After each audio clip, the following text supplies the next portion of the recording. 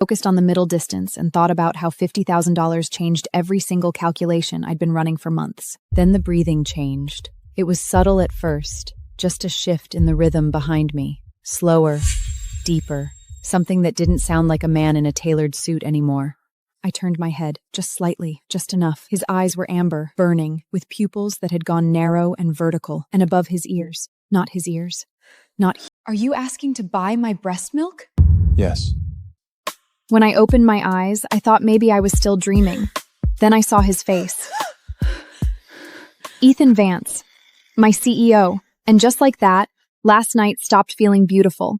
It felt like the worst mistake of my life. I thought running away would make that night disappear. But I wasn't the only one who woke up different. Sylvia. I've never seen you sleep this long before, so I didn't wake you. Find the woman from last night. I told myself he wouldn't remember me. Men like Ethan Vance didn't look twice at women like me. I was a single mother, drowning in bills, trying not to lose my job. Then my phone rang. Mrs. Martinez, Mr. Vance needs you on the 40th floor, now. My stomach dropped before the elevator even moved. Mrs. Martinez. He remembered. Of course he remembered. Mr. Vance is waiting for you. And now I was about to lose the only job keeping Mia fed. I walked in expecting to be fired. Close the door. Sit. I have a proposal, Miss Martinez. I want to make you an offer. Mr. Vance, if this is about last night... $50,000 per session. Per session? Everything is legal, confidential, fully compensated. What exactly are you asking me to do? Read the second page. Then I saw what he really wanted. Breast milk? Yours. Mr. Vance, are you asking to buy my breast milk? All right. What are your requirements? He stood, crossed to me. The first delivery starts now. I was taken into a private room. Just warm lighting, a deep armchair, and a pump on the counter that made my office one look like a plastic toy. He really planned this, I thought, which means he really intends to keep doing this. I need to observe the first session. Quality assurance. Quality assurance, sure. He's careful, not crazy. The pump hummed, the room was quiet. I focused on the middle distance and thought about how $50,000 changed every single calculation I'd been running for months. Then the breathing changed. It was subtle at first, just a shift in the rhythm behind me. Slower, deeper, something that didn't sound like a man in a tailored suit anymore. I turned my head, just slightly, just enough. His eyes were amber, burning, with pupils that had gone narrow and vertical, and above his ears. Not his ears. Not human ears. I spun back around, stared at the wall. My heart was doing something loud and unhelpful. One breath, two. Are you finished? His voice came from exactly where it had been. Measured, calm, completely normal. I looked back. Dark brown eyes, regular ears, Ethan Vance, billionaire, standing in the corner of a room like a person. I held out the bottle. My hand was steady. Done. He crossed the room, took the bottle, and drank. No glass, no hesitation, just done. In 3 seconds. He set the bottle down and something in his posture settled, the way a held breath releases. Good. Better than the screening suggested. I'd like to formalize a long-term arrangement. Long-term? Did you think this was a one-time transaction, Miss Martinez? The contract was 3 pages. The money was the same, $500,000 per session. First, The conditions were where it got interesting. all sessions take place here, in this office. Not at home, not elsewhere. I need to ensure the supply is uncontaminated. I nodded. Reasonable. Second, to maintain nutritional quality, you'll eat meals prepared by my kitchen staff. Breakfast and dinner provided here. I almost laughed. Free meals. Third, for the duration of our arrangement, I'd ask that you avoid any private physical contact that could compromise the supply. I thought about the last time my husband had touched me in a way that's... Fine, I said, and picked up the pen. I transferred the money the moment I left the building. Not to our joint account, to the one he didn't know about, the one that had been sitting at 87s for longer than I wanted to admit. Now it had $500,000 87.7.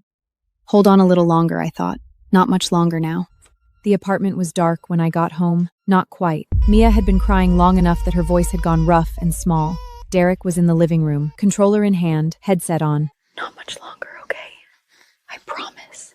We're going to be okay. Just the two of us. I changed her, sang her down to sleep, fed her. Just as I was about to leave, my husband showed up.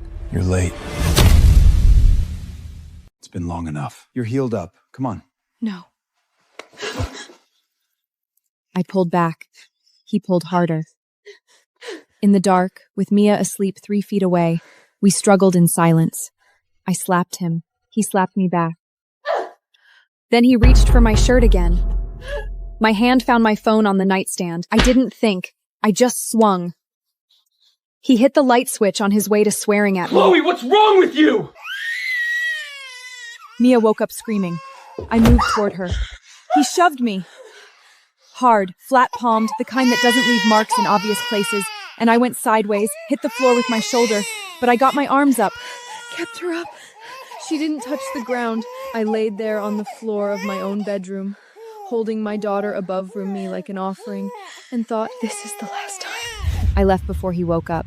I stopped at the sporting goods store when it opened, paid cash, walked out with a baseball bat and the specific calm of someone who has already made a decision and is just executing it now. He was still asleep when I got back. I lifted Mia out of her crib without making a sound, packed her bag one-handed. Straps, blanket, formula, kept my eyes on the bedroom door the whole time. He didn't wake up. I walked out. I was sitting on a bench outside the convenience store, Mia in my lap, when my phone rang. I almost didn't answer. Then I did, because I was out of other options and I knew it. You didn't come in. I tried to say I'm taking a personal day. What came out instead was nothing and then something that was embarrassingly close to a sob. Silence on his end. Send me your location. You don't have to... Chloe.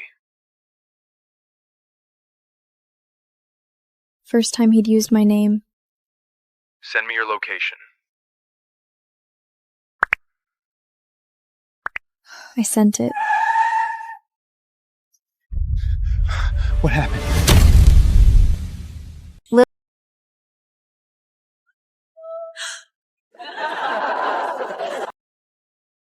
Astra Academy, the ultimate magic school. Doesn't matter what you are, only nobles can attend. Still can't believe an orphan like me got in.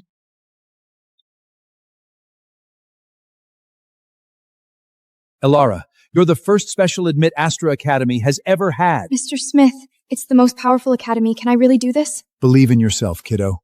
Your gift as a witch is greater than anyone's. So damn expensive. Took me 3 months to save up.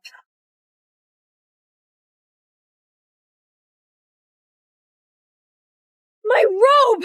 You jerk, stop!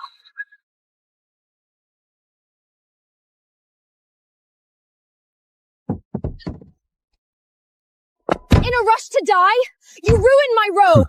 I thought beggars weren't allowed here. Beggars? Excuse me? Don't bother thanking me. Go buy yourself 10 more of those tragic little rags. Arrogant prick! I'm gonna rip your head off!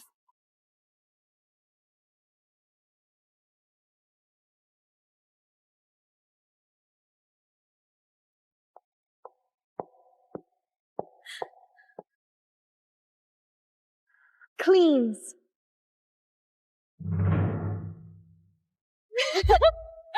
Just learned that spell last semester. Oh, thank you. You a novice? I'm Liana Dumist. Which family are you from? Alora Vance. I grew up in an orphanage. Alora? Oh my god! Did you know? For 300 years, Astra Academy has never had a special admit. You're the first! What is that smell? Like a rat died in the sewers. Looks like magic can't wash off cheap.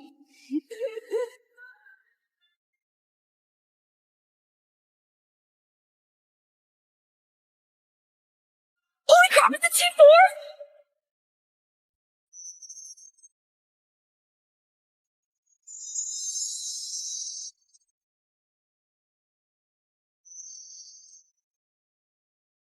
Prince Lucian looked at me! I swear we just made eye contact! This scale is literally unreal today.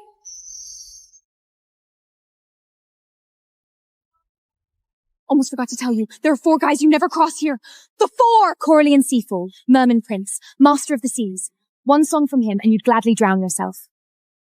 That's Thalion Duskwood, our elf prince, a once-in-a-century master archer.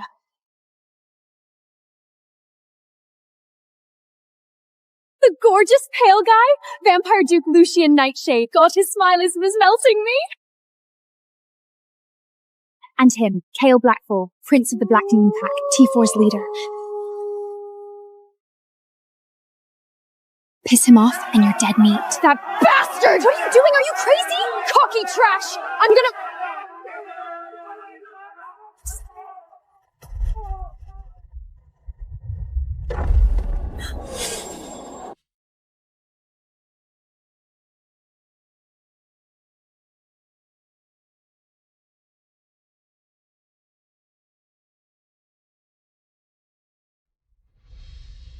Laura, we gotta go!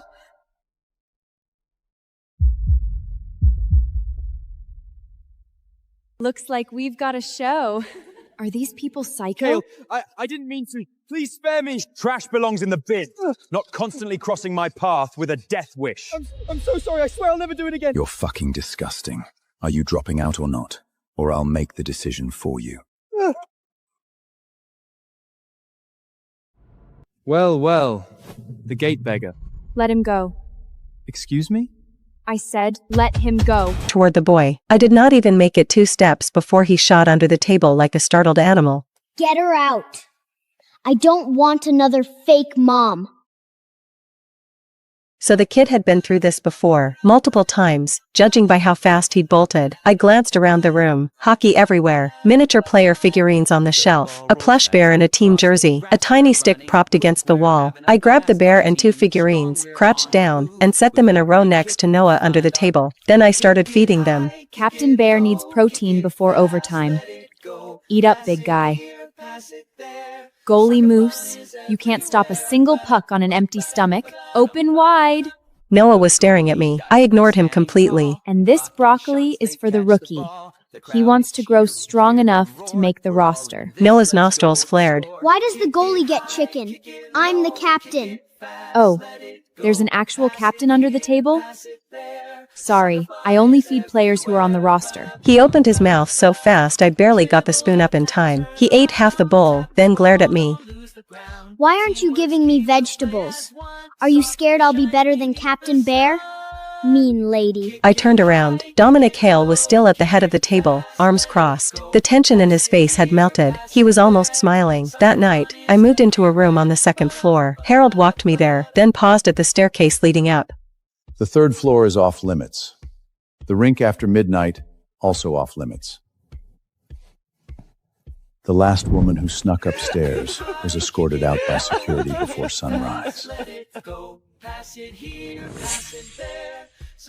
The next afternoon, Dominic came home from the team office to find this. His son sitting on the front lawn in an oversized team jersey that hung past his knees, a crooked captain's C taped to his chest, and one of Dominic's old practice helmets sitting lopsided on his head. Beside him sat an enormous golden